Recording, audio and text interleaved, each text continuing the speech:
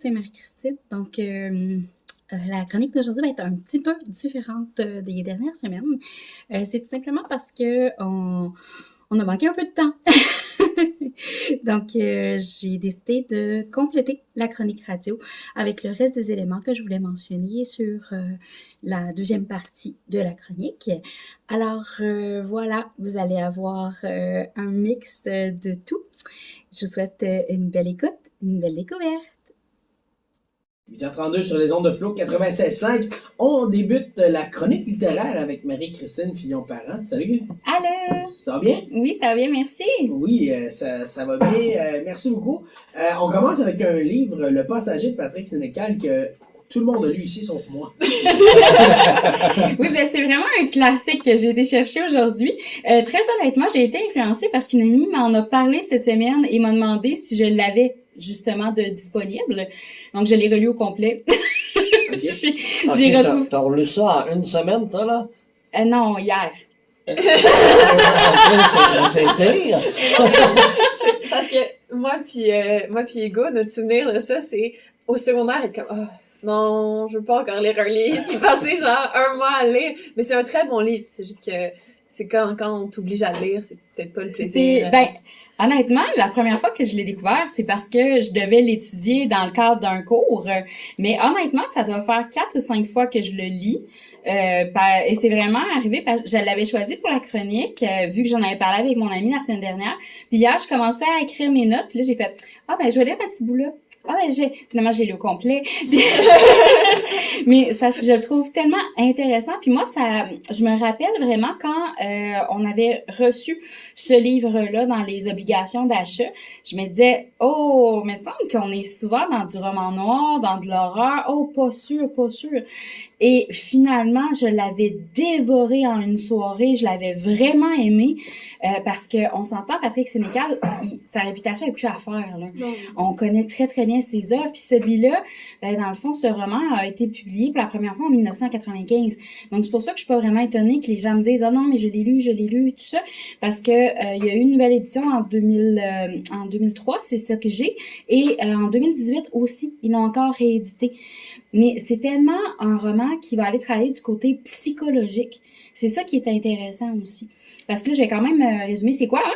Parce qu'on en parle, mais on dit pas ce que c'est. En fait, c'est qu'on va suivre Étienne Séguin, qui a 28 ans. Il est séparé depuis 3 mois et il est professeur de littérature maintenant à Drummondville. Littérature fantastique. Non. C'est qui fait 10 pouces de base à couverture? Son passager. C'est des liens maintenant. Parce que justement, en fait, c'est qu'il fait de la route de Montréal à Drummondville à chaque fois. Donc, la route est longue, c'est 1 heure de route le matin, 1 heure de route pour revenir. Et il remarque le pousseux, justement, l'autostoppeur, qui s'appelle Alex Salvaille. Et il décide de le prendre sur le pouce à toutes les fois qu'il le voit. Ça brise la solitude parce que lui, en fait, il vit pas très bien la solitude. Donc, dans ses cours, il commence à étudier justement les romans noirs, mais du côté fantastique. Et une des phrases qu'il dit à ses classes, je l'ai tellement aimé, je l'ai noté, « L'horreur est fascinante parce qu'on se demande jusqu'où elle peut aller. Plus encore, on se demande jusqu'où notre propre curiosité peut nous amener. » Il expliquait que c'était ça qui faisait en sorte que on arrête quand il y a un accident de voiture. Parce qu'on veut voir, on veut savoir c'est quoi qui se passe. Donc, dans ce roman-là, c'est une narration omnisciente à la 3e personne. Et tout le long, on a l'impression que le personnage principal, qui est, dans le fond, Étienne, est comme manipulé. Il est juste transporté d'un endroit à l'autre. On sait pas trop qu'est-ce qui se passe. Il y a des malaises, il y a des inconsciences. Il y a une atmosphère qui devient de plus en plus pesante. Et il commence à parler de plus en plus de son amnésie. Parce qu'il est fasciné par l'enfance parce qu'il se rappelle pas de la sienne. Donc, on a ça comme terme, on a l'amitié, parce qu'il développe une amitié avec l'autostoppeur, là. Tout le monde s'y attend, là. Son passager va devenir important. Mais c'est vraiment le côté secret aussi qui est super intéressant, là. Oui, je sais pas si vous êtes d'accord avec moi, là. C'est tout l'aspect de comme un inconnu qui devient quelqu'un de connu, mais le truc, genre, il y a toujours une part de mystère de quelqu'un, là, même si tu finis par la connaître en la prenant tout le temps dans le passager. Puis c'est peut-être ça aussi sur quoi Patrick Sénécal le joue. Mais moi, j'avais bien aimé la lecture de ce livre-là. C'est très... j'ai pas trop... Peut-être t'as pu voir pas trop de... Non, c'est correct. J'aime que tu te retiennes. Je te regardais pour pas que tu t'échappes sur une chose, là. Je me retiens. Puis, Marie-Christine, on passe à l'autre série parce que le temps file. Et ça s'appelle Les Unificateurs. Oh oui. Ce sont 4 livres, Mhm. 3 livres normaux et Une brique? une Bible. Écoute, je pense que le gros livre en dessous fait les 3 livres. Ça se peut-tu? Passe Au loin, à peu moins. près l'équivalent de Ouais. 2. 1,5, mettons. Exact, parce qu'en fait, c'est Les Unificateurs de Mireille Lacerte. C'est une tétralogie. Au départ, c'était prévu en 3 tomes, mais on devine que ça n'a pas fonctionné de ce côté-là, parce qu'il y avait vraiment beaucoup de choses à dire. Ouais, ben là, elle aurait pas pu diviser ça en comme 2 livres.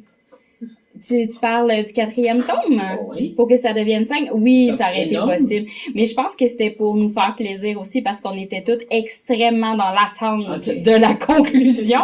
Parce qu'en passant, tous ces livres-là, c'est 2023-2024. Ça vient vraiment Ouais, juste elle de était se terminer. productive.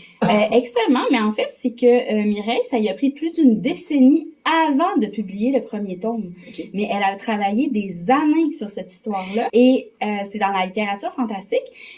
Aujourd'hui, j'ai choisi de l'amener parce que je vais parler aux nostalgiques de Tolkien. On est là-dedans. Sérieusement, c'est ce côté magique-là de l'univers, un univers qui est par contre moins complexe que ce qu'on retrouve chez Tolkien. Donc, on va retrouver de nouveau des elfes, des nains, il va y avoir différentes créatures fantastiques, mais elle va vraiment ramener tout ça à sa main, à elle. Et une des choses qui était mentionnée souvent dans l'univers fantastique de Tolkien, c'était au niveau des noms.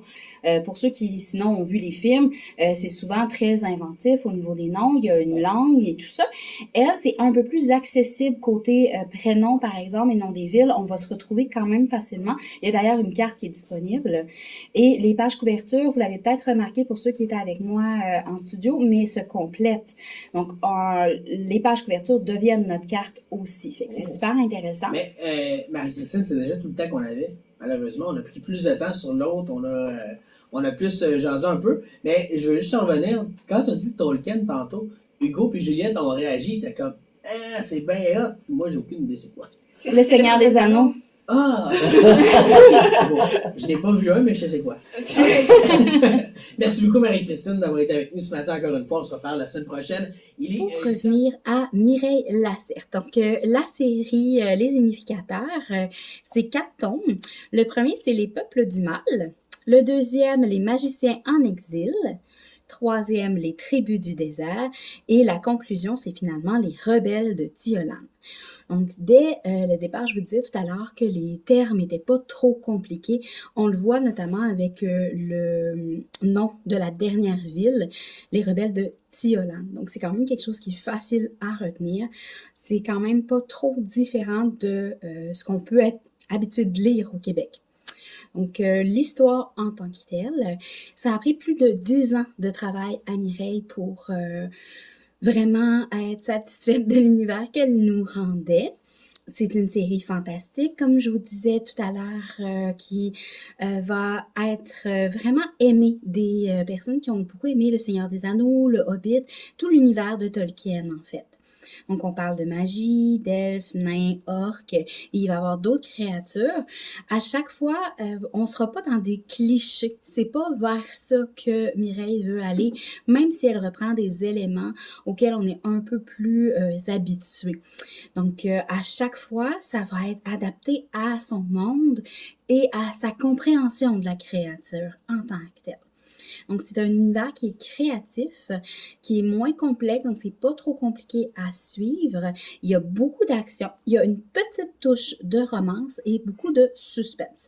Une des choses que je dirais, c'est que ça vaut la peine de se procurer toute la série une fois qu'on a lu le premier tome, ou si vous êtes aventurier, je dirais d'acheter tout de suite les 4 directement, parce que c'est une série qui est addictive. La plume est très, très captivante, et chaque fois que j'ai terminé un tome, je voulais juste me précipiter dans le prochain. Dans mon cas, c'était pas sorti à chaque fois, donc des fois j'étais obligée d'attendre, et sérieusement, c'était un supplice. Donc en gros, c'est quoi l'histoire? Au début de la série, on va suivre Werel, qui est une elfe à la peau noire, mais qui est née chez le peuple des elfes blancs. Donc, elle est une guerrière. Elle a intégré le peuple des elfes noirs pour pouvoir vraiment s'épanouir. Et c'est quand même drôle à dire, mais elle rêve de guerre. Donc, elle veut se battre. Elle espère se battre surtout contre les elfes blancs, dont elle a un certain mépris au début de la série. Elle va tranquillement faire son chemin au sein de l'élite des elfes noirs et elle va s'infiltrer auprès des humains. Progressivement, au fil des tomes, on va rencontrer plusieurs personnages qui vont devenir relativement, en guillemets, narrateurs, puisqu'on est dans de la narration omnisciente. On va se mettre à suivre des gens qui sont dans différents milieux. Donc, ça va nous permettre de découvrir les peuples, la politique aussi, parce que qui dit guerre dit aussi jeu de politique. Donc, on va avoir certains tomes où il va en avoir un petit peu plus. Et il va avoir un accent qui est mis sur l'horreur de la guerre. Parce que sérieusement, Mireille, elle n'épargne pas pantoute ces personnages. C'est pas parce que c'est un personnage qu'on aime, c'est pas parce que c'est un personnage principal qui va pas souffrir sa vie.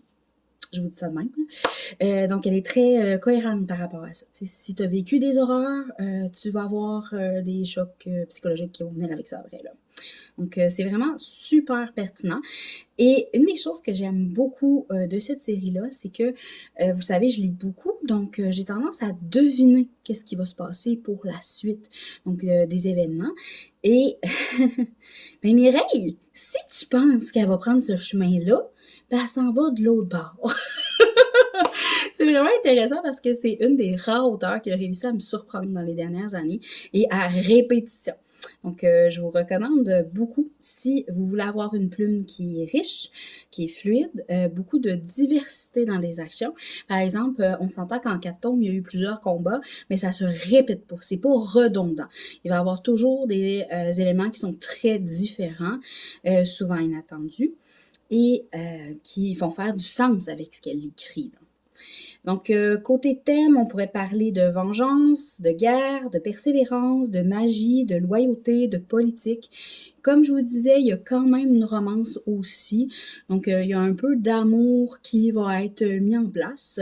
Moi, de mon côté, il y a des personnages secondaires que j'aimerais tellement avoir dans un autre roman, en hors-série, parce que cet univers-là, j'ai pas envie de le quitter. J'ai pas envie.